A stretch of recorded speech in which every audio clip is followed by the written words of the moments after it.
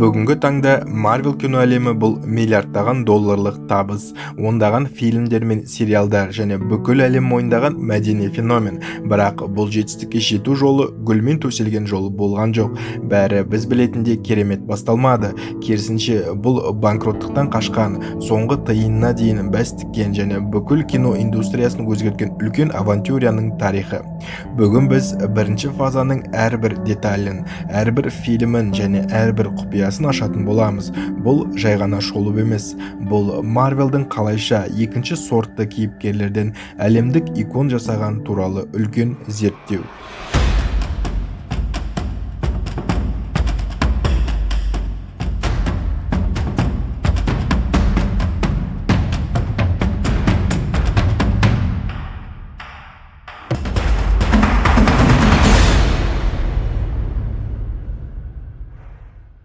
Бәрін түсіну үшін 1996 жылға оралайық. Marvel Comics компаниясы ресми түрде банкротқа ұшырағанын мәлімдеді. Комикс нарығы құлдырап, компания аман қалудың амалын іздеді. Олардың қолындағы ең басты байлығы кейіпкерлер еді. Бірақ оларды ешкім фильм қылып түсіргісі келмеді. Сондықтан Marvel өз кейіпкерлерінің экрандау құқығын басқа студияларға арзанға сатып жіберді. Өрмекші адам Sony студиясына кетті. X адамдар мен фантастикалық төрттік Foxқа сатылды. Hulk Universal студиясының қоржынына түсті. Marvelдің қолында ешкімге аса қызық емес Б тізіміндегі кейіпкерлер ғана қалды. Темір адам, Капитан Америка және Тор. Сол кездегі Голливуд стандарттары бойынша бұл кейіпкерлермен хит жасау мүмкін емес деп есептелді. 2000 жылдардың басында Marvel студиясының басына Кевин Файги келді. Ол комикстерді жанынды жақсы көретін және олардың ішкі байланысын түсінетін жан еді. Файги басқа студиялардың Marvel кейіпкерлерінен қаншалықты табыс тауып жатқанын көрді және ол бір нәрсені түсінді. Неге біз өз кейіпкерлерімізді өзіміз түсірмейміз? Бірақ мәселе ақшада еді. Өз фильмін түсіру үшін Marvelге орасан қаражат керек болды. Олар Merrill Lynch банкінен 525 миллион доллар несие алды. Бұл өте қауіпті келісім еді. Егер фильмдер сәтсіз болса, Marvel қалған барлық кейіпкерлерінің, кек алушылар, Қара Пантера, Доктор Стрэндж және тағы басқаларының құқығынан банкке беріп, компания ретінде мүлдем жойылатын еді. Олар барлығын темір адамға тікті. Кевин Файгидің басты жоспары кино әлемі тұжырымдамасын жасау еді.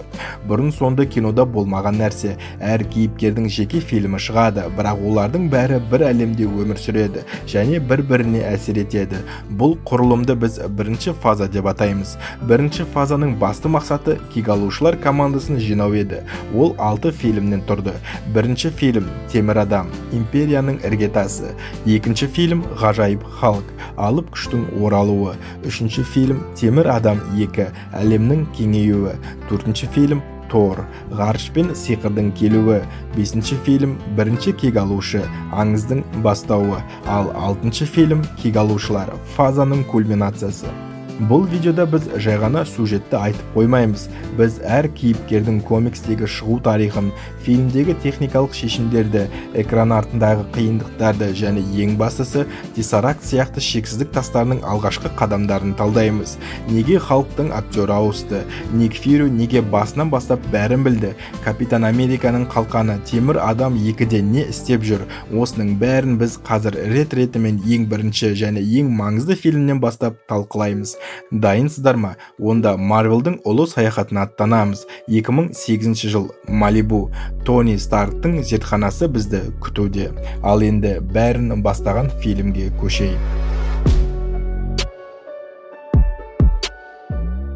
2008 жылдың мамыр айы. Әлем әлі темір адамның қандай төңкеріс жасайтынын білмейтін. Бұл фильмнің сәтті шығуына ешкім сенбеді. Тіпті басты рөлге Роберт Дауни кіші бекітілгенде инвесторлар шошып кетті. Себебі ол кезде Роберт проблемалы актер ретінде танымал еді. Бірақ режиссер Джон Фабро Тони Старктың өмірі мен Роберттің өмірі егіз сияқты. Екеуі де биіктен құлап қайта тірілген жандар деп табандылық танытты. Тони Старк Industries-тің мұрагері. Ол соғыстан ақша жасап жатқан данышпан. Оның әкесі Говард Старк кезінде Капитан Американы жасауға қатысқан адам. Бірақ Тониді ол кезде мораль қызықтырмайтын. Ол өзін әлемнің патшасы сезінді. Бірақ он Сақина террористік тобының шабуылы бәрін өзгертті. Бұл топтың атауына назар аударыңыздар. Бұл Марвел әлеміндегі ежелгі Шанчи хикаяларымен байланысты. Үлкен ұйымға жасалған алғашқы сілтеме. Тонидің кеудесіне өз компаниясы шығарған снарядтың сынықтары кіреді. Бұл тағдырдың керекесі. Тұтқында Тони Хо Йенсенмен танысады. Йенсен Тонидің тек өмірін емес, оның жанын да сақтап қалған адам. Олар бірге кеудедегі сынықтарды ұстап тұратын және сауытты қуаттандыратын арк реакторын жасайды. Бұл суық ядролық синтез технологиясы. Говард Старк пен Темір адам 2 фильмдегі зұлымның әкесі Антон Ванко оны 70-ші жылдары ойлап тапқан. Бірақ ол кезде оны мұндай кішкентай деңгейге түсіруі мүмкін емес еді. Тони үңгірде ешқандай құралсыз оны жасап шықты. Бұл оның интеллектісінің қаншалықты жоғары екенін көрсетеді. Бұл реактор секундына 3 гигаджоул энергия бөле алады. Бұл дегеніміз бүкіл бір қаланы жарықпен қамтамасыз ете алатын қуат. Енді ең қызықты сәт. Марк 1 бұл сауыт нағыз темірдің өзі.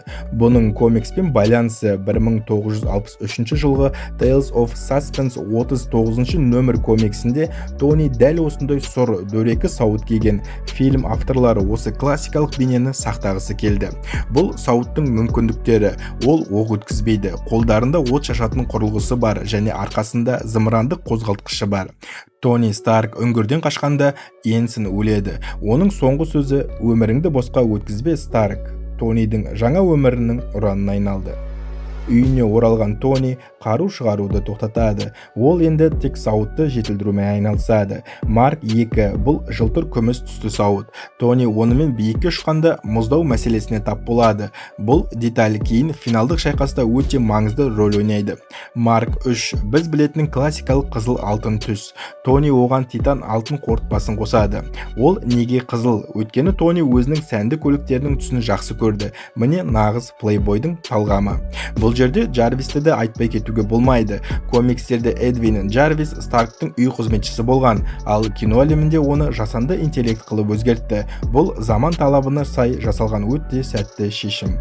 Фильм бойы біз сабырлы адамды көреміз. Ол агент Фил Колсон. Ол өзін стратегиялық отандық иелік, интернационалдық талдау және логистикалық дивизионның өкілімін деп таныстырады. Бұл ұзын бітпейтіндей атау фильмнің соңында ғана «Щит» деген қысқаша атқа ие болады. Бұл Марвелдің көрерменге тастаған алғашқы қармағы. Фильмде басты зұлым Абадая Стейн. Ол Тонидің әкесінің досы, бірақ іштей көре алмаушылыққа толы жан. Ол Марк 1-дің қалдықтарын тауып алып, одан үлкенірек, қуаттырақ темір адамның сауытын жасайды. Бұл сауыт фильмде және комиксте темір сатушы деп аталады. Бұл шайқас технологиялар соғысы. Абадаяның сауыты үлкен болғанымен оның арк реакторы жетілмеген еді. Соңында Тони оның өзінің алып реакторының энергиясымен жеңіп шығады. Фильмнің соңында Тони бүкіл әлемді таңғалдырып, мен темір адамын дейді. Бұл сценарийде жоқ, Роберттің импровизациясы екенін білесіз бе? Бірақ Кевин Файгеге бұл соншалықты ұнағаны, ол бүкіл суперқаһармандық ережелерді бұзуға шешім қабылдады. Ал титрдан кейінгі сахнада онда біз Сэмюэл Л. Джексонды Ник Фьюри рөлінде көреміз. Ол Тониге «Сен кек алушылар бастамасы туралы естідің бе?» дейді. Міне осы сәттен бастап бірінші фазаның ресми түрде басталғанын түсіндік. Бірақ Тони Старк жалғыз емес еді. Дәл осы уақытта ақштың басқа бір бұрышында гамма сәулелерінің құрбаны болған тағы бір кейіпкер өмір үшін күресіп жатқан болатын. 2008 жылдың маусым айы. Темір адамнан небәрі бір ай өткен соң Марвел екінші фильмін ұсынды.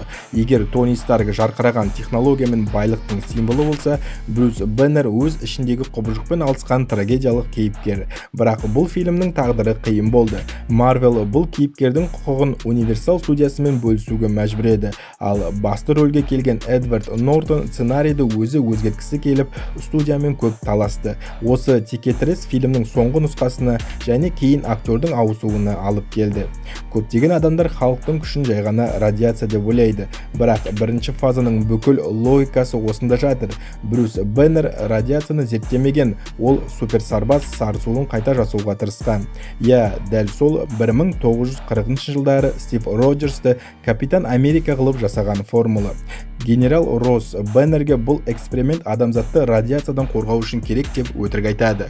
Брюс өз денесіне гамма сәулесін жіберіп эксперимент жасайды. Нәтижесінде ол өлмейді, бірақ оның бойындағы ашу ыза сыртқа алып құбыжық болып шығатын болады. Бұл Марвел кино әлеміндегі Капитан Америка хикаясына жасалған алғашқы үлкен көпір. Фильмнің басты зұлымы Эмил Блонский. Ол кәрі, бірақ соғыстан көзі ашылмаған сарбаз. Ол халықтың күшін көргенде оған ғашық болады. Ол да сондай күшті қалайды. Қызықты дерек, Блонскийге де сол баяғы супер сарбаз сарысуының ескірген нұсқасын егеді. Бұл сарысу оның рефлекстерін күшейтеді, бірақ оның санасын улайды. Соңында ол Брюс Беннердің қаны мен сарысуды араластырып абноминацияға айналады. Ары қарай мен бұны оңай айтылу үшін және түсінікті болу үшін құбыжық деп айтатын боламын. Жалпы комикспен байланысы. Бұл комикстерде құбыжық дегеніміз халықтан да үлкен және оның санасы сақталады, бірақ ол ешқашан адам қалпына қайта келе алмайды. Фильмде оның дизайны комикстен сәл өзгеше, мысалы құлақтары жоқ, бірақ оның халыққа деген жеккөрініші өте шынайы жеткізілген. Фильмде Брюске көмектесетін мистер Блю атты ғалым бар. Ол Сэмюэл Стернс. Финалда оның басындағы жараға Брюстің қаны тамып, оның басы үлкейе бастайды. Бұл Марвелдегі халықтың басты жауы көшбасшы деген кейіпкер туралы жасаған үлкен пландарының белгісі еді. Өкінішке орай, бұл сюжеттік желі 15 жылдан кейін ғана қайта жанды. Фильмнің соңындағы Гарлемдегі соғыс бірінші фазадағы ең қатыгез төбелестердің бірі. Бұл жерде халықтың жай ғана жабайы аң емес, оның ішінде сезім бар екені көрінеді. Ол Бетти Россты қорғайды. Брюс Беннердің трагедиясы сонда, ол ешқашан тыныш өмір сүре алмайды. Ол үнемі қашуда. Фильмнің соңғы кадрында Брюстің медитация жасап отырып, өз ашуын басқаруды үйренгенін, яғни халықты өз еркімен шақыра алатынын көреміз. Көптеген көрермендер сұрайды, неге халық ауысты? Ресми ақпарат бойынша, Марвел студиясына Эдвард Нортон сияқты тынышсыз актермен жұмыс істеу өте қиын болған. Студияға командалық ойыншы керек еді, ал Нортон фильмнің монтажына дейін араласқысы келген. Нәтижесінде кек алушылар фильміне Марк Руффало шақырылды. Фильмнің ең соңында біз Тони Старкты көреміз. Ол генерал Россқа келіп, біз команда жинап жатырмыз дейді. Бұл Марвелдің екі фильмін ресми түрде бір-біріне қосқан алғашқы үлкен қадамы еді. Көрермендер енді түсінді, бұл расымен де бір ортақ әлем. Халық орманға қашып кетті, ал Тони Старк өз командасын жинауды жалғастырды. Бірақ Тонидің де мәселелері жетіп артылатын еді. Оның жүрегіндегі реактор оны тек құтқарып қана қоймай, оны өлтіре бастады. 2010 жыл. Бүкіл әлем Тони Старктың темір адам екенін біледі, бірақ атақ пен даңқтың екінші беті бар еді. Егер бірінші фильм Тонидің қалай қаһарман болғаны туралы болса, екінші бөлім оның өз қателіктерімен және әкесінің өткен шағымен бетпе-бет келуі туралы. Бұл фильмде біз алғаш рет кек алушылардың болашақ мүшелерімен танысып, Марвел әлемінің шекарасы қалай кеңейгенін көреміз. Тонидің басты трагедиясы оны құтқарған арк реакторы енді оны өлтіре бастады. Реактордың қуат көзі Паллади оның қанын улап жатыр. Фильмнің бұл бөлігі комикстердегі әйгілі Demon in a Bottle, яғни бөтелкедегі жын хикаясына негізделген. Онда Тони ішкілікке салынып, өз-өзін жоғалта бастайды. Кинода бұл тақырып сәл жұмсартылған, бірақ Тонидің туған күнінде мас болып, сауытпен билеуі оның психологиялық құлдырауының белгісі еді. Бұл фильмнің зұлымы Иван Ванко, Тонидің айнадағы бейнесі сияқты. Оның әкесі Антон Ванко кезінде Говард Старкпен бірге арк реакторын жасаған, бірақ Антон сатқындық жасады деп айыпталып КСРО-ға депортацияланған. Иванның қолдан жасаған реакторы мен электрлік қамшылары Тонидің технологиясынан кем түспеді. Ол бүкіл әлемге егер Құдайды жараласаң, халық оған сенуден қалады деген идеяны дәлелдегісі келді. Жалпы қызықты дерек, комикстерден бұл кейіпкер екі түрлі зұлымның жиынтығы: Whiplash, яғни шок қамшы, және Crimson Dynamo, яғни қызыл динамо. Бұл фильмде біз алғаш рет Наташа Романовты, яғни қара жесірді көреміз. Ол шит агенті ретінде Тониді бақылау үшін Натали Рашман деген атпен жұмысқа орналасады. Оның фильм соңындағы төбелес сахнасы көрермендерге шит ұйымының қаншалықты кәсіби және қауіпті екенін көрсетіп берді. Бұл кейіпкердің пайда болуы болашақ кек алушылар командасының іргетасын нығайтты. Тонидің досы Джеймс Роудс та өз үлесін алды. Ол Марк 2 сауытын алып кетіп, оны Джастин Хэмердің қару-жарақтарымен толықтырады. Осылайша соғыс машинасы пайда болады. Егер Тонидің сауыттары бұл технологиялық өнер туындысы болса, Роудидің сауыты бұл нағыз ауыр артиллерия соғыс машинасы. Тони өлім аузында жатқанда Ник Фьюри оған әкесінің ескі заттарын береді. Осы жерде біз Тони мен оның әкесі Говардтың арасындағы терең байланысты көреміз. Говард Старк болашақ технологияны өз уақытында жасай алмасын біліп, оның сызбасын 1974 жылғы Stark Expo қалашығының картасына жасырып кеткен. Тони бұл картадан жаңа элементтің құрылымын тауып алады. Бұл элемент Палладиді алмастырып Тониді өлімнен құтқарады. Қызықты теория. Көптеген жанкүйерлер бұл жаңа элементті Тессаракттың кеңістік тасының энергиясын негізделген деп есептейді. Өйткені Говард Тессаракты ұзақ жылдар бойы зерттеген. Және де видеоны мұқият қарап отырғандар үшін бір қызықты деталь. Тони зертханада жаңа элементті синтездеу үшін бөлшектерді жинап жатқанда, ол Капитан Американың қалқанын тауып алып, оны құбырды тіреу үшін қолдана салады. Бұл Марвелдің келесі фильмдерге жасаған ең үлкен сілтемесі. Фильмнің соңында Тони мен Роуди Иван Ванко мен оның дрондар армиясын жеңеді. Джастин Хэмер түрмеге жабылады. Бірақ ең қызығы титрдан кейін біз Нью-Мексико шөліне аттанамыз. Ол жерде агент Колсон үлкен шұңқырдың жанында тұрып, «Мырза, біз оны таптық» дейді. Камера шұңқырдың ортасындағы балғаға, яғни Мьёльнирге жақындайды. Я достар, бұл аңызға айналған Тордың балғасы еді. Технология мен ғылымның дәуірінен кейін Марвел әлеміне енді сиқыр мен құдайлар келе жатқан болатын. 2011 жыл Marvel студиясы тағы бір үлкен тәуекелге барды. Көрермендерге технологиялық темір адам мен радиациядан пайда болған халықты түсіндіру оңай болса, қолтығына балға қысқан сөйлеу мәнері орта ғасырлық Асгард құдайын заманауи әлемге енгізу қиын еді.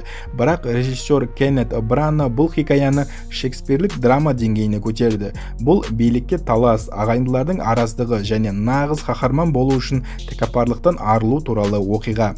Фильм бізді ежелгі тарихқа жетелейді. Біз Тор мен оның інісі Локидің, әкесі Одиннің тағына үміткер болып өскенін көреміз. Марвел әлеміндегі асгардтықтар жай ғана құдайлар емес, олар дамыған ғарыштық өркениеттің өкілдері. Олар үшін сиқыр дегеніміз біз әлі түсінбеген озық ғылым. Один соғыста мұз дәуірінің алыптарын жеңіп, олардың басты энергия көзі ежелгі қыз сандықшасын тартып алады. Бұл бірінші фазадағы ең алғашқы қуатты артефакттердің бірі. Тор өз тәкаппарлығының кесірінен Йотунхеймге соғыс ашып, әкесінің қаһарына ұшырайды. Один оны күшінен айырып тастап, жерге айдап жібереді. Сонымен бірге оның балғасы Мьёльнирді де артынан лақтырады. Мьёльнир туралы жалпы не білу керек? Комикстер мен мифтерде бұл балға өлі жұлдыздың өзегінен, уру металынан жасалған. Ол өте ауыр емес, бірақ Одиннің сиқыры бойынша оны тек лайықты жанғана көтере алады. Балға Тордың күшінің көзі емес, ол тек оның найзағай күшін бір жерге бағыттайтын құрал ретінде көрсетіледі. Тор жерде адам болуды үйреніп жатқанда, Асгардта нағыз трагедия орын алады. Локи өзінің Одиннің туған баласы емес, мұз алыптарының патшасы Лафейдің ұлы екенін біледі. Осы сәттен бастап Локи Марвел әлеміндегі ең терең, ең қызықты кейіпкерге айналады. Ол жай ғана жаман адам емес. Ол өзін өмір бойы алданғанын сезінген жан. Оның мақсаты әкесіне өзінің де билікке лайықты екенін дәлелдеу. Тор жерде ғалым Джейн Фостермен танысады. Бұл жерде комик жанкүйерлері үшін керемет сілтеме бар. Торға жерде жүру үшін жалған куәлік жасап береді. Онда оның аты Дональд Блейк деп жазылған. Комикстерде Дональд Блейк Тордың жердегі нағыз кейпі болған. Фильмде бұл тек есім ретінде ғана қалды. Тор Мьёльнирді алу үшін щит базасына басып кіргенде, жоғарыда бір мерген оны нысанаға алып тұрады. Бұл болашақ кек алушы, әйгілі қыран көз. Бұл оның Марвел әлеміндегі алғашқы тағы қысқа бірақ маңызды көрінісі еді. Локи Торды біржола құрту үшін жерге жойқынды жібереді. Бұл Асгардтың ең қауіпті қаруы. Тор өз достарын және адамдарды қорғау үшін өз өмірін құрбан етуге дайын болғанда ғана ол қайтадан лайықты болады. Мьёльнир оның қолына қайта оралып, біз Тордың нағыз құдай кейпін көреміз. Тор Локиді тоқтату үшін жерге баратын жалғыз жол Бифрост көпірін қиратуға мәжбүр болады. Бұл оның Джейн Фостермен қайта кездесе алмайтынын білдіретін үлкен құрбандық еді. Локи ғарыш тұңғиығына құлап кетеді, бірақ біз оның өлмегенін жақсы білеміз. Титрдан кейінгі сахнада Ник Фьюри доктор Эрик Selvigке бір құпия чемоданды көрсетеді. Оның ішінде көк түсті жарқыраған текше жатыр. Бұл Тессаракт. Көлеңкеде тұрған Локи Selvigтің санасын басқарып, бұны зерттеу керек дейді. Осылайша бірінші фазаның басты артефакты шексіздік тастарының алғашқысы біздің әлемге келді. Бірақ Тессаракт жерге бірінші рет келіп тұрған жоқ еді. Ол 1942 жылы нацистердің қолында болған, ал оны тоқтатқан жалғыз адам алғашқы кек алушы еді.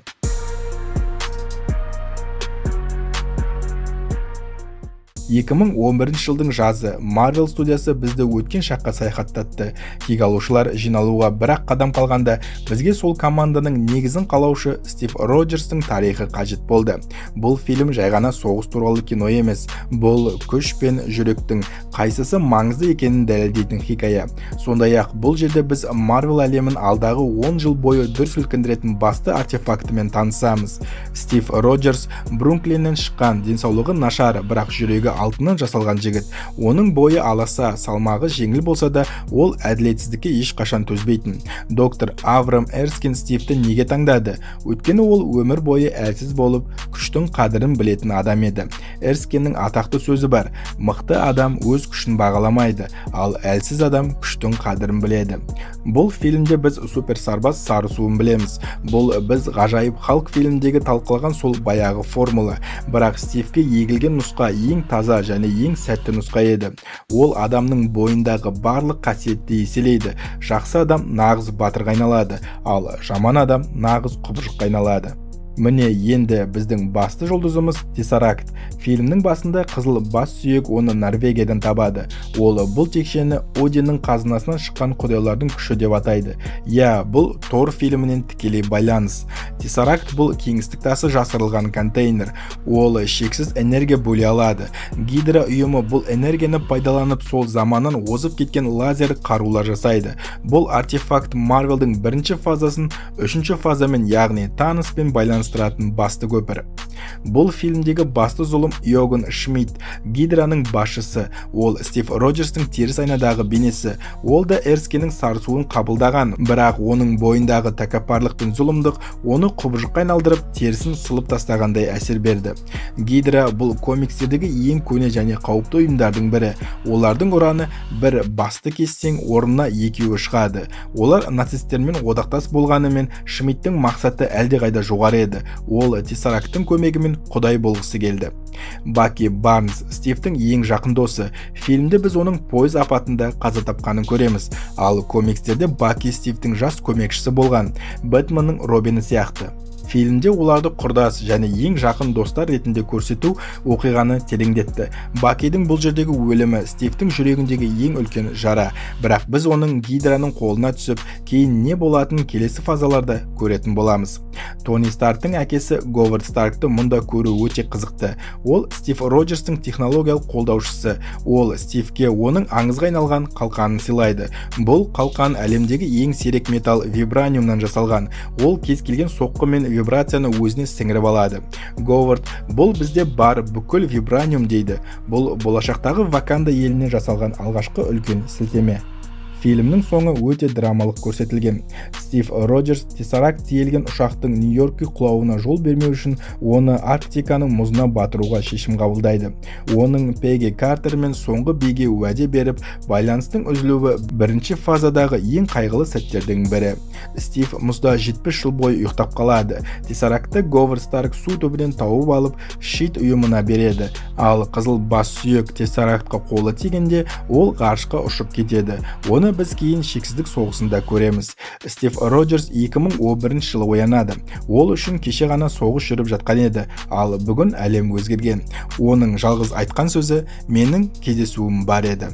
Бұл сахна бізді бірінші фазаның кульминациясына, бүкіл кейіпкерлердің басын қосатын ұлы шайқасқа дайындап кетті. Темір адам, Халк, Тор және Капитан Америка барлығы дайын, олардың әрқайсысы өз жолын өтті. Енді Локи Тессарактты ұрлап жерге соғыс ашқанда бұл екі дүние бір-біріне қарсы тұруы керек. 2012 жылдың мамыры, бұған дейін ешкім сенбеген ессіз идея шындыққа айналды. 4 түрлі франшизаның кейіпкерлері бір экранда тоғысты. Бұл фильм Марвелді индустрияның патшасына айналдырды, бірақ бәрі Локидің кек алу жоспарынан басталды. Ол ғарыштың белгісіз бір бұрышында Титан атты жұмбақ жанмен келісімге отырып, жерді жаулап алуға аттанды. Локи жерге құр келген жоқ, оның қолында көк түсті тасы бар асатаяқ болды. Бұл асатаяқ дегеніміз не? Ол кезде біз бұл асатаяқтың не екенін білмедік, бірақ кейін белгілі болғандай бұл сана тасы жасырылған артефакт еді. Локи оның көмегімен адамдардың санасын бағындырып, өзіне құл етті. Маңызы, бұл тас тессарактпен, яғни кеңістік тасымен байланыс алады. Осылайша бірінші фазада біз бірден екі шексіздік тасымен таныстық.